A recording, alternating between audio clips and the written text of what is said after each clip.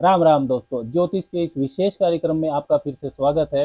इस वीडियो में बात करेंगे सिंह राशि वालों के लिए वार्षिक राशिफल 2024 की। लियो एनुअल प्रेडिक्शंस 2024। नव वर्ष 2024 कैसा रहेगा सिंह वालों के लिए। 2024 में जो घरों के परिवर्तन होंगे उससे क्या संकेत मिलते हैं। वर्ष के किन महीनों में आपका भाग्य पक्ष, कैरियर, नौकरी, बिजनेस, आपका निजी जीवन अच्छा रहेगा, किन महीनों में आपको सावधानी रखनी है, इन सब की विस्तार से चर्चा करेंगे। चंद्र राशि, जन्म की राशि पर यह वीडियो आधारित है। आप इसको लगन की राशि से भी देख सकते हैं। ज्योतिष शास्त्र में गोचर फल को लगन से देखने के नियम भी बताए गए हैं। वार्षिक राशिफल मतलब पूरे वर्ष की ज्योतिषीय गणना। इस गणना में बड़े ग्रहों की मुख्य भूमिका होती है। बड़े ग्रह मतलब जो ग्रह लंबी अवधि तक एक ही राशि में संचरण करते हैं, गोचर करते हैं।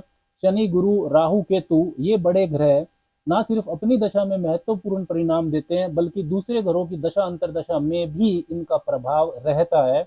मासिक राशिफल में सूर्य, मंगल, बुध, शुक्र की भूमिका महत्वपूर्ण हो जाती है। दैनिक राशिफल में चंद्रमा की भूमिका महत्वपूर्ण होती है। इस वीडियो में हम बात करेंगे सिंह वालों के लिए बड़े ग्रहों की ऊर्जा क्या कहती है वर्ष 2024 के बारे में। सबसे पहले वर्ष 2024 में सिंह वालों के लिए बड़े ग्रहों की स्थिति को समझते हैं। 2024 में शनिदेव जो आपके छठे और सातवें भाव के मालिक हैं, सातवें भाव में ही रहेंगे स्वराशि के पूरा वर्ष। अपनी मूल त्रिकोण राशि कुंभ में शनि की ढैया या साढ़े साथी आपको नहीं चल रही है। 30 जून से 15 नवंबर 2024 के बीच में शनिदेव वक्री रहेंगे। बृहस्पति वर्ष के पहले 4 महीने जनवरी, फरवरी, मार्च, अप्रैल आपके नवम भाव में रहेंगे, मेष राशि में मजबूत स्थिति में। 1 मई 2024 के बाद वो राशि परिवर्तन करेंगे तो दसम भाव में चले जाएंगे आपके वृषभ राशि में। और 9 अक्टूबर के बाद वर्ष पर्यंत बृहस्पति वक्री भी रहेंगे। राहु रहेंगे मीन राशि में आपके 8वें भाव में पूरा वर्ष। राहु केतु का राशि परिवर्तन 2024 में नहीं होगा। केतु रहेंगे दूसरे भाव में कन्या राशि में पूरा वर्ष। तो सबसे पहले बात करते हैं शनिदेव की। शनिदेव शश नाम का राजयोग बनाकर पूरे वर्ष आपके सप्तम भाव में रहेंगे, अपनी मूल त्रिकोण राशि कुंभ में स्वराशि के छठे और सातवें भाव के वो आपके स्वामी हैं। सातवें भाव का स्वामी सातवें भाव में ही ये एक मजबूत स्थिति होती है और शनिदेव को सातवें भाव में पूर्ण दिशा बल भी मिलता है। फुल डायरेक्शनल स्ट्रेंथ होती है उनके पास।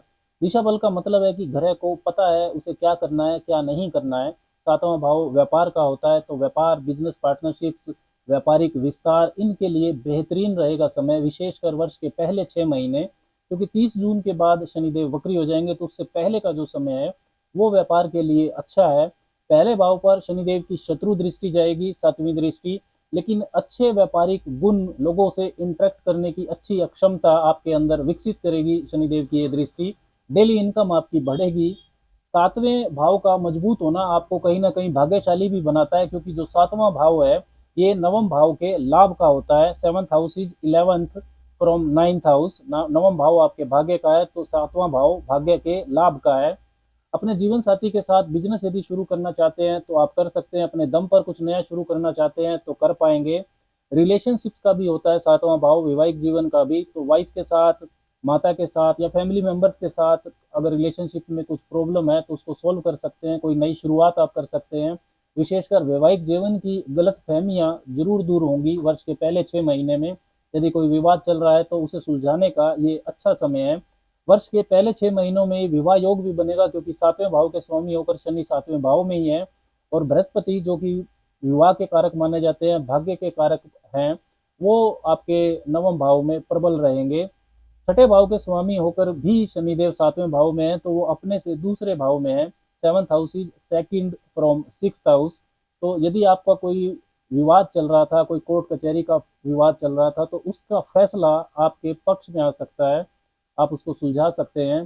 कर्ज मुक्ति का रास्ता भी शनिदेव का ये प्रभाव आपको दिखाएगा। यदि आप कर्जों से परेशान है तो शत्रुओं को आप परास्त कर देंगे। छठे भाव के स्वामी होकर शनिदेव की लगन पर यानी कि आपकी राशि पर पहले भाव पर दृष्टि है तो आपको अपने डेली रूटीन में हेल्दी लाइफस्टाइल को जरूर फॉलो करना होगा अच्छे स्वास्थ्य के लिए। शनिदेव की 10वीं दृष्टि आपके चतुर्थ भाव पर जाएगी तो जो आपकी पारिवारिक जिम्मेदारियां बढ़ाएगी। मेंटल प्रेशर आपका बढ़ेगा, सुख सुविधा के साधन भी बढ़ेंगे लेकिन सुख का अनुभव कम होगा क्योंकि शनिदेव रूखा ग्रह है, ड्राई प्लेनेट। माता के स्वास्थ्य का भी आपको ध्यान रखना होगा। 30 जून के बाद शनिदेव वक्री हो जाएंगे और 15 नवंबर 2024 तक वक्री रहेंगे। तब शनिदेव के फल में जो विलंब का तत्व है वो बढ़ जाएगा। वक्री ग्रह का फल सीधा सीधा नहीं मिलता है। पार्टनरशिप्स में, वैवाहिक जीवन, व्यापारिक साझेदारियों में मतभेद उस समय बढ़ेंगे। स्वास्थ्य की परेशानी भी आपको हो सकती है। राहु की बात करें तो राहु पूरा वर्ष आपके अष्टम भाव में ही रहेंगे, मीन राशि में। अष्टम भाव होता है सडन इवेंट्स का, अचानक होने वाली घटनाओं का, ऐसी घटनाएं जिनसे जीवन के बारे में सोचने की दिशा बदल जाती है, ट्रांसफॉर्मेशंस का, गुप्त चीजों का भी होता है अष्टम भाव। तो राहु जब अष्टम भाव में गोचर करेंगे तो जो अचानक होने वाली घटनाएं हैं वो आपको सरप्राइज कर सकती हैं, वो बढ़ेंगी, क्योंकि राहु के फल में भी सडननेस, अचानक वाला जो तत्व है वो होता है। धन के लेन देन में विशेष रूप से आपको सावधानी रखनी चाहिए। जुए, सट्टे, शॉर्टकट्स में सावधानी रखें, सुरक्षित निवेश करें। वैसे आपको लाभ की संभावना भी रहेगी, क्योंकि जो राहु के डिस्पोजिटर हैं, राशि स्वामी बृहस्पति, वो 1 मई 2024 तक भाग्य भाव में, नवम भाव में, मित्र राशि में मजबूत स्थिति में रहेंगे। उसके बाद भी वो दसम भाव में केंद्र में रहेंगे। फिर भी किसी भी बड़े प्रलोभन में आपको नहीं आना चाहिए। व्यर्थ के लड़ाई झगड़ों से आपको बचना होगा। अपने चरित्र का विशेष रूप से ध्यान रखें। लाइफ में सीक्रेसी का एलिमेंट बढ़ सकता है। गुप्त विद्या, अकल्ट, तंत्र मंत्र, मिस्टिसिज्म में आपकी रुचि बढ़ेगी। सीक्रेट जॉब्स, सीबीआई, आईबी या टैक्स डिपार्टमेंट या ऑडिटिंग का से संबंधित यदि आपका काम है तो उसमें आपको लाभ हो सकता है। पैतृक संपत्ति के मामलों में भी लाभ मिल सकता है, लेकिन उसमें बड़ा सावधानी से आपको चलना होगा। इन लाज, ससुराल पक्ष से आपके मतभेद हो सकते हैं, उसके लिए भी राहु का जो फल है वो अच्छा नहीं रहेगा।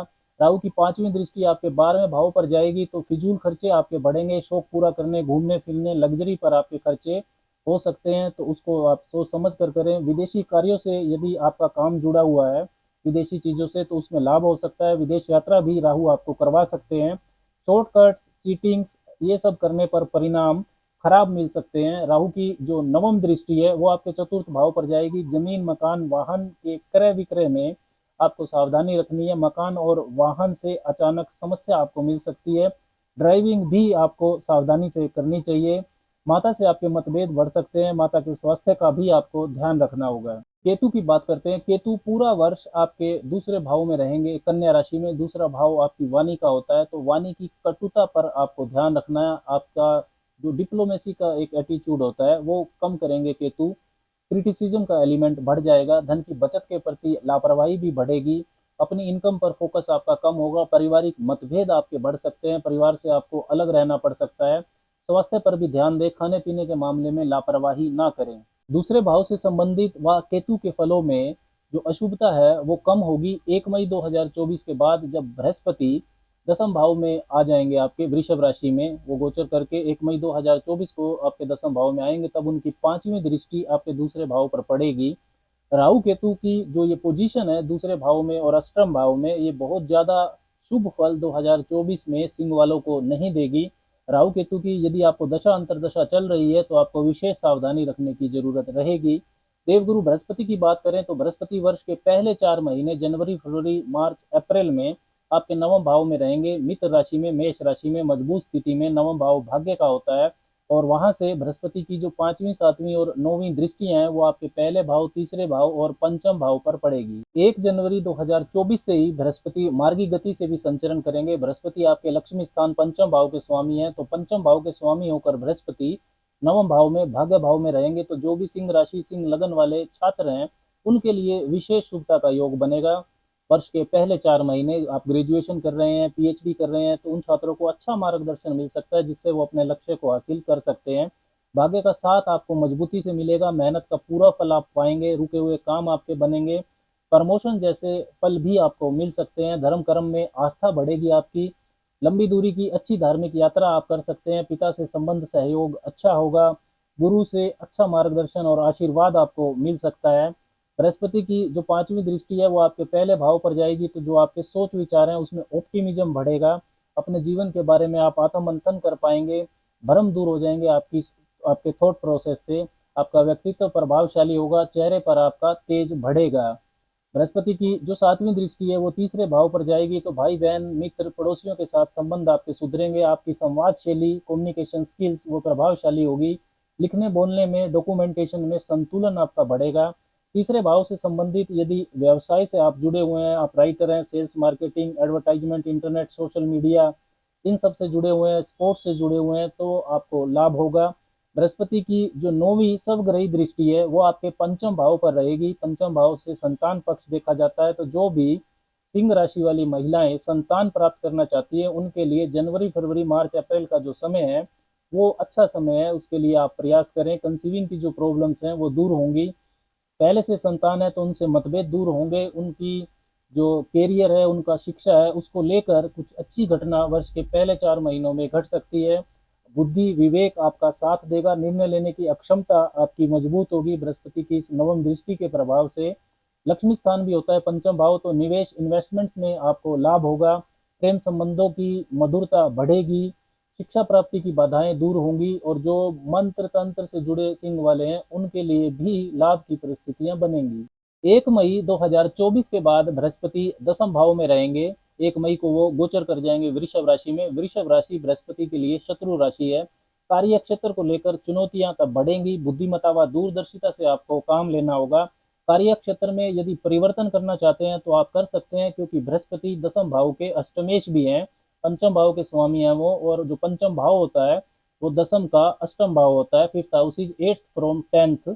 Education, teaching, training, counselling, consultation, management, banking sector से यदि आप जुड़े हुए हैं तो ये आपको लाभ देगा। एफर्ट्स, मेहनत आपको ज़्यादा करनी होगी। ड्यूटीज, जिम्मेदारियां निभाना चुनौतीपूर्ण रहेगा, क्योंकि बृहस्पति की जो 9वीं नीच दृष्टि है वो आपके छठे भाव पर रहेगी, जो दायित्व निभाने का होता है। अगर आप अपने दम पर कुछ करना चाहते हैं तो जरूर कर पाएंगे। विशेषकर जो शिक्षा आपने प्राप्त की है, यदि उसी से संबंधित नौकरी आप चाहते हैं तो उसके मिलने की संभावना 1 मई 2024 के बाद बढ़ जाएगी। अगर आप अपने किसी पैशन, किसी हॉबी को करियर का रूप देना चाहते हैं तो 1 मई 2024 के बाद आप दे पाएंगे। बृहस्पति की जो 5वीं दृष्टि है वो दूसरे भाव पर जाएगी, जिससे केतु की अशुभता कम होगी। धन की बचत आपकी बढ़ेगी। बृहस्पति की 7वीं दृष्टि आपके चतुर्थ भाव पर रहेगी। तो 1 मई 2024 के बाद घर, जमीन, वाहन आप खरीद सकते हैं। घर की रिनोवेशन करवा सकते हैं, वाहन खरीद सकते हैं। Real estate, automobile sector, politics, agriculture से जुड़े जो सिंह वाले हैं उनके लिए भी ये लाभ की परिस्थितियां बनेंगी। बृहस्पति की जो 10वीं दृष्टि है वो आपके छठे भाव पर रहेगी। तो अगर यदि आपको मेटाबॉलिक डिसऑर्डर है कोई पहले से ही, कोई डायबिटीज, कोलेस्ट्रॉल, हाई बीपी, तो इसमें आपको सावधानी रखनी है। बृहस्पति का छठे भाव पर यह प्रभाव आपके शत्रुओं को भी बढ़ाएगा, कर्जों को भी बढ़ाएगा। यदि आपको लोन चाहिए तो मिल जाएगा। अब बात करते हैं वर्ष 2024 के विशेष उपायों की कि सिंह वालों को क्या विशेष उपाय 2024 में करने चाहिए। तो सूर्य की मजबूती आपके लिए बहुत जरूरी है। आप गायत्री मंत्र से जुड़िए। सुबह सुबह उसका 10-15 मिनट जप कर सकते हैं। आदित्य हृदय स्त्रोत का आप पाठ कर सकते हैं। रात्रि में देवी कवच का पाठ भी आपको करना चाहिए। हनुमान चालीसा भी आपको पढ़नी चाहिए। सोमवार और शुक्रवार को सफेद चीजों का दान करना भी आपके लिए बेहद शुभ है। राम राम।